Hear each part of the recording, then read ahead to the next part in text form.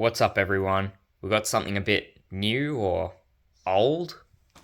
Basically, it's a Traxxas tmaxx with a shell that doesn't fit yet, but I will make it.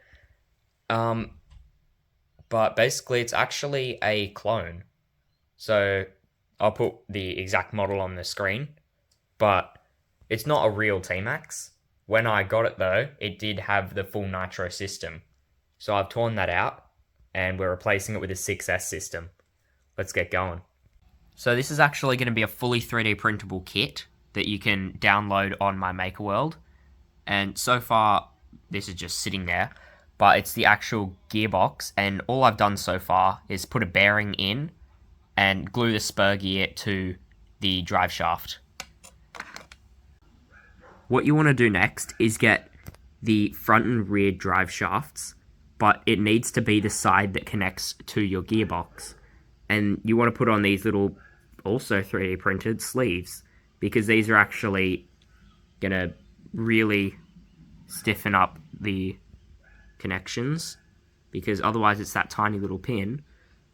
But these have a hexagon that matches up to the drive shaft. So then you want to attach these to the gearbox. And then on the underside of the gearbox, put the second bearing in and screw on the bottom bearing mount. And also, just a quick note, when you screw all the drive shafts on, you want to make sure, obviously, that you put the screw on the outside of the sleeve going through the drive shaft and also through the center shaft, which has a hole in there. It kind of all just squishes together. Now, for the fun part of trying to get everything lined up. It's fiddly, but I know it works.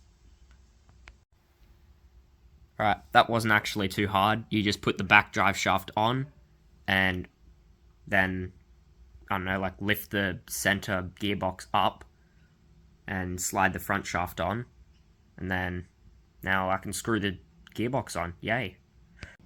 Now that that's done, we can stick this gigantic motor in. It's actually a 4074, so it's a decent bit bigger than the standard motor. A 550 size is a 3660, I believe. So it's 36 millimeters diameter and 60 millimeters long. Whereas this one is 40 millimeters diameter and 74 millimeters long.